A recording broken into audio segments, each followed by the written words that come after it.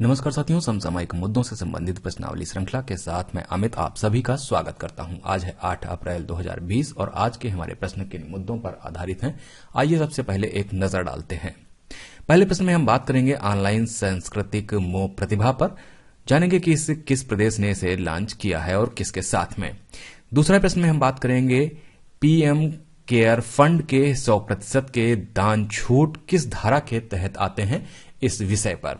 तीसरा प्रश्न होगा अंतर्राष्ट्रीय खदान जागरूकता दिवस से। वहीं जानेंगे चौथे प्रश्न में गीता राम जी के बारे में, जिनका हाल ही में निधन हो गया है। पांचवें प्रश्न में हम बात करेंगे डोमिनोज पिज्जा का डोमिनोज एसेंशियल लॉन्च हुआ है, उसके बारे में।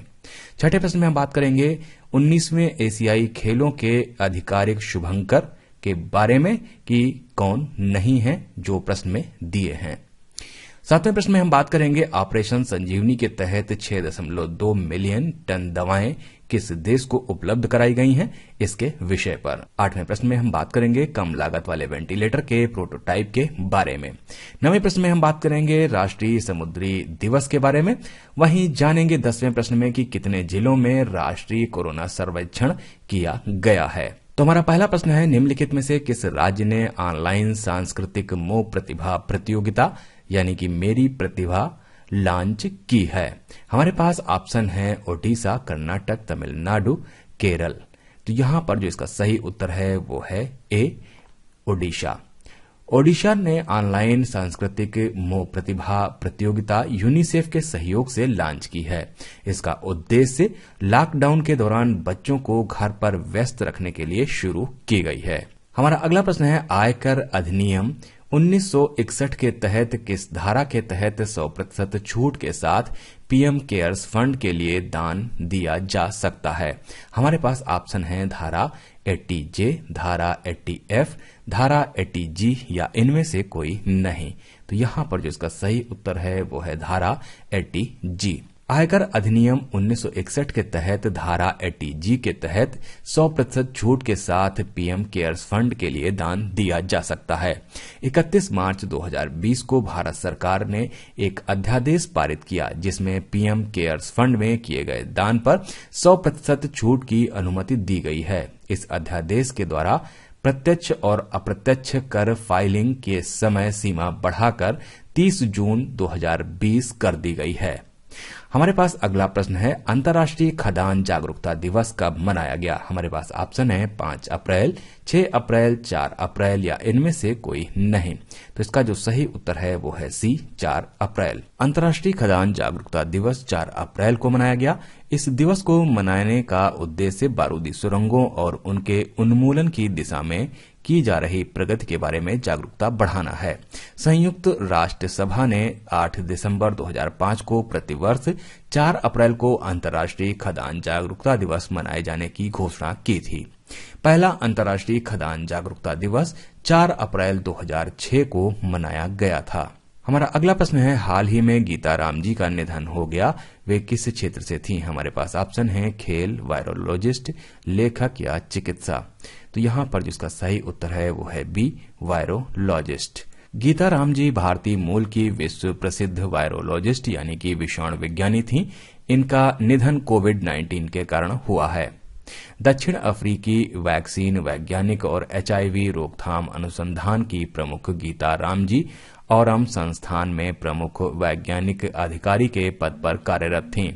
2018 में लिस्बन में गीता राम जी को HIV की रोकथाम के लिए नए तरीकों को खोजने के लिए उनकी जीवन भर की प्रतिबद्धता के लिए उत्कृष्ट महिला वैज्ञानिक पुरस्कार से सम्मानित किया गया।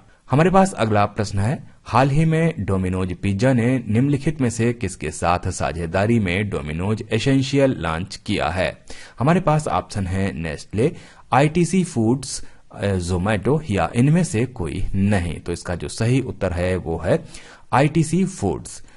डोमिनोज पिज्जा ने ITC फूड्स के साथ साझेदारी में डोमिनोज एसेंशियल लॉन्च किया है। 3 अप्रैल से डोमिनोज का डिलीवरी इंफ्रास्ट्रक्चर ग्राहकों को ITC फूड्स द्वारा दी जाने वाली किराने की आवश्यक वस्तुओं के ऑर्डर डिलीवरी करने में मदद करेगा। हमारे पास अगला प्रश्न है निम्नलिखित में से कौन सा 19वें एशियाई खेलों का आधिकारिक शुभंकर नहीं है।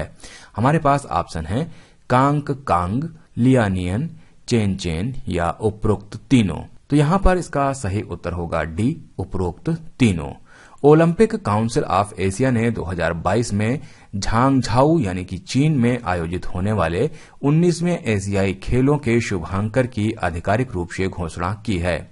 इन्हें द स्मार्ट ट्रिपलेट्स नाम दिया गया है। स्मार्ट ट्रिपलेट्स झांगझाऊ शहर और झेंगयांग प्रांत के इंटरनेशनल कौशल को दर्शाता है। हमारे पास अगला प्रश्न है, हाल ही में भारतीय वायुसेना द्वारा ऑपरेशन संजीवनी के तहत किस देश को 6.2 मिलियन टन आवश्यक दवाएं उपलब्ध कराई गई हैं? हमारे पास ऑप्शन है श्रीलंका, बांग्लादेश, मालदीव या इनमें से कोई नहीं। तो यहाँ पर जो इसका सही उत्तर है वो है सी, मालदीव। भारतीय वायुसेना द्वारा ऑपरेशन संजीवनी के तहत मालदीव को 6.2 मिलियन टन आवश्यक दवाएं उपलब्ध कराई गई हैं।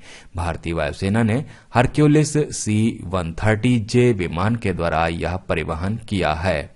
इन दवाओं में लोपेनीवीर, रिटनवीर और इन्फ्लुएंजा के टीके शामिल हैं। इन दवाओं के अलावा भारतीय वायुसेना ने नेबुलाइजर, कैथेटर, यूरिन बैग और फीडिंग ट्यूब्स भी डिलीवर किए हैं।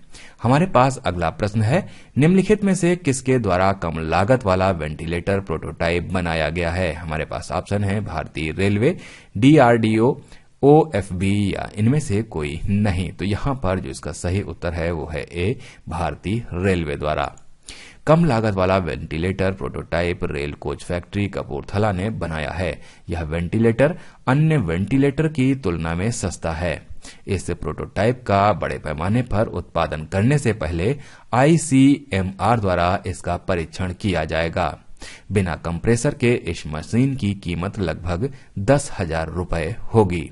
हमारे पास अगला प्रश्न है, राष्ट्रीय समुद्री दिवस कब मनाया गया? हमारे पास ऑप्शन है 4 अप्रैल, 5 अप्रैल, 6 अप्रैल या इनमें से कोई नहीं। तो यहाँ पर जो इसका सही उत्तर है वो है बी, 5 अप्रैल। राष्ट्रीय समुद्री दिवस 5 अप्रैल को मनाया गया। इसका उद्देश्य अंतर महाद्वीपीय व्यापार तथा वैश्विक अर्थव्यवस्था को बढ़ावा देना है।